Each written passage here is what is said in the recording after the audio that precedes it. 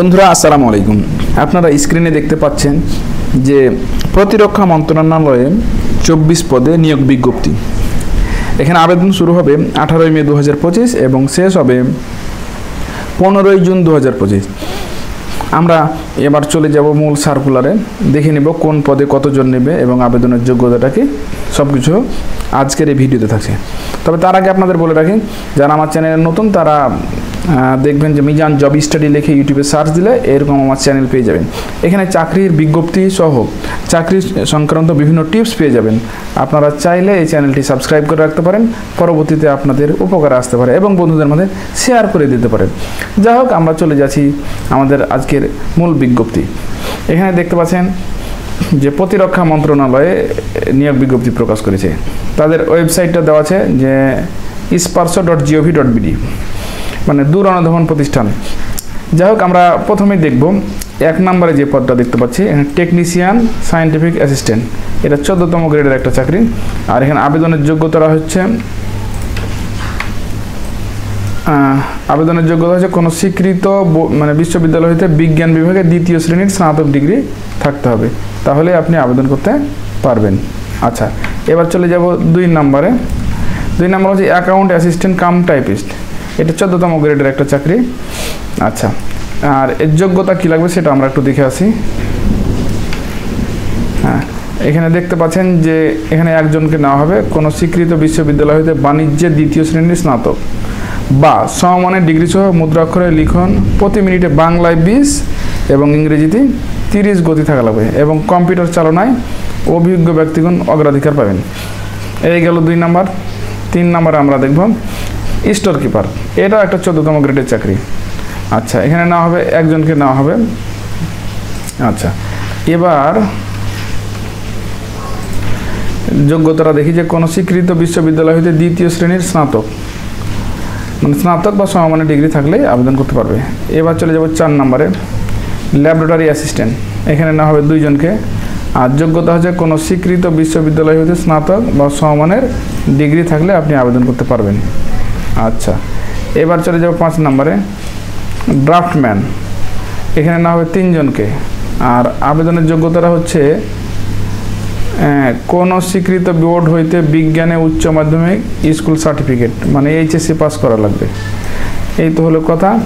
আর বলা আছে যে বোর্ড কর্তৃক অনুমোদিত কোনো প্রতিষ্ঠান হইতে ড্রাফটম্যানশিপে সার্টিফিকেট প্রাপ্ত হতে হবে। 6 নম্বর দেখছি রিসেপশনিস্ট। এটা হচ্ছে একজনকে নেওয়া হবে। আর আবেদনের যোগ্যতা হচ্ছে এখানে যে কোনো স্বীকৃত বোর্ড হইতে উচ্চ মাধ্যমিক স্কুল সার্টিফিকেট বা সমমানের পরীক্ষায় উত্তীর্ণ, মানে এইচএসসি পাস হতে হবে। চলে যাব এবার 7 নম্বর সিরিয়ালে। 7 নম্বরে বলা আছে যে এলডিএ টাইপিস্ট অফিস সহকারী কাম কম্পিউটার মুদ্রাক্ষরিক। এটা 16তম গ্রেডের একটা চাকরি। এখানে নেওয়া হবে 3 জনকে। আর যোগ্যতা হচ্ছে কোনো স্বীকৃত বোর্ড হইতে উচ্চ মাধ্যমিক স্কুল সার্টিফিকেট, মানে এইচএসসি পাস। আর বাংলায় গতি লাগবে টাইপিং স্পিড 20, ইংরেজিতে লাগবে 30। এবার চলে যাব 8 নম্বরে টেকনিশিয়ান 2। এটা একটা 16তম গ্রেডের চাকরি, না হবে 2 জনকে। আর আবেদনের যোগ্যতাটা আমরা একটু দেখে নিই। হচ্ছে কোনো স্বীকৃত বোর্ড হতে বিজ্ঞান বিষয়ে 2য় বিভাগে উচ্চ মাধ্যমিক স্কুল সার্টিফিকেট বা সমমানের পরীক্ষায় উত্তীর্ণ। আর স্বীকৃত বোর্ড কর্তৃক অনুমোদিত ট্রেড সার্টিফিকেট প্রাপ্ত হতে হবে।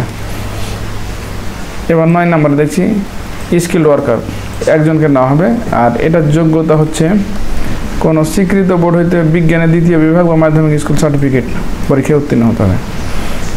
এবার 10 নম্বরে দেখছি মালি নেওয়া হবে। একজনকে নেওয়া হবে 8ম শ্রেণী পাস। এটা 20তম গ্রেডের একটা চাকরি। আচ্ছা, এবার আমরা দেখব 11 নম্বরে অফিস সহায়ক। নেওয়া হবে 5 জনকে, 8ম শ্রেণী পাস। আর সিকিউরিটি গার্ড হচ্ছে 3 জনকে নেওয়া হবে। এটা হচ্ছে 8ম শ্রেণী পাস। টোটাল হচ্ছে 24টি পদে নিয়োগ দেওয়া হবে। আচ্ছা, এবার আমরা বয়সসীমাটা একটু দেখে নিই। বলা আছে 1 নম্বরে যে 18/5/2025 এই তারিখে প্রার্থীর বয়স হতে হবে 18 থেকে 32 বছরের মধ্যে। আর কোনো ধরনের এফিডেভিট গ্রহণযোগ্য হবে না। আচ্ছা, সকল পদের জন্য লিখিত মৌখিক পরীক্ষা গ্রহণ করা হবে, এটা একটু মাথায় রাখতে হবে। তবে একটা কথা যে 2 ও 7 নম্বর ক্রমিকে বর্ণিত পদের জন্য লিখিত ও ব্যবহারিক পরীক্ষায় উত্তীর্ণ এবং অন্যান্য ক্রমিকে বর্ণিত পদের জন্য লিখিত পরীক্ষায় উত্তীর্ণ প্রার্থীরাই মৌখিক পরীক্ষার জন্য যোগ্য বলে বিবেচিত হবেন। মানে আমাকে টিকা লাগবে, সোজা কথা। 6 নম্বরে আমরা যেটা দেখতেই যে কোন ধরনের ছবি লাগবে, কী ধরনের সিগনেচার লাগবে সেটা আপনারা জানেন, এখানে আর নতুন করে বলার কিছু নেই। এবার আপনার আবেদন কখন করবেন? আবেদন পূরণের ফি দানের জমাদানের তারিখ হচ্ছে 18/5/2025 এবং শেষ হচ্ছে 15/6/2025, যেটা আমি একটু আগেই এখানে বলে দিয়েছি যে 18 মে আর 15 জুনের মধ্যে আবেদন করতে হবে। যাই হোক, এই তো হলো ব্যাপার। এখন SMS প্রদান করবেন কিভাবে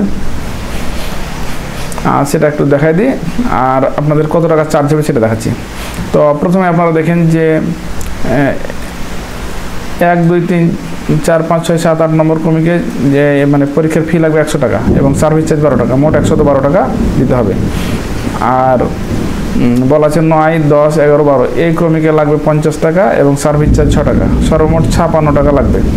72 ঘন্টার মধ্যে পেমেন্ট করতে হবে। পেমেন্টটা কীভাবে করবেন একটু দেখে নিন। প্রথম SMS-টা আপনি পাঠাবেন, লিখবেন স্পার্শো, সবগুলো ক্যাপিটাল হাতের লিখবেন, তারপর স্পেস, তারপর ইউজার আইডি লিখবেন। আবেদন করার পরে ইউজার আইডি পেয়ে যাবেন এবং পাঠিয়ে দেবেন 162 নম্বরে। তারপর তার একটা ফিরতি SMS দিবেন, সেখানে আপনাকে একটা পিন কোড দিবেন।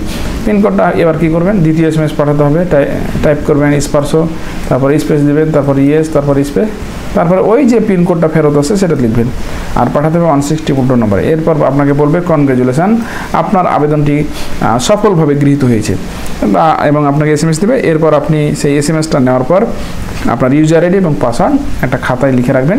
পরবর্তীতে আপনি যখন অ্যাডমিট কার্ড তুলবেন তখন সেটা ব্যবহার করতে পারবেন। আর প্রবেশপত্রটা এই যে এই ওয়েবসাইটে গিয়ে পাবেন, spurso.teletalk.com এই ওয়েবসাইটে গিয়ে আপনি পেয়ে যাবেন। এই তো ছিল আজকের ভিডিও। আজকে ভিডিও থেকে বিদায় নিয়ে নেব, অন্য ভিডিওতে আপনাদের সাথে দেখা হবে। এবং চাকরির বিজ্ঞপ্তি সম্পর্ক যাবতীয় সার্কুলার সবার আগে পেতে আমার চ্যানেলটি সাবস্ক্রাইব করবেন এবং আমার পেজকে ফলো করে রাখবেন, যাতে আপনি দ্রুত জানতে পারেন এবং সবার মধ্যে শেয়ার করে দেবেন আপনার বন্ধুদের মাঝে, যেন তারাও আগে জেনে যেতে পারে। তো বিদায় নিচ্ছি ভিডিও থেকে। আল্লাহ হাফিজ।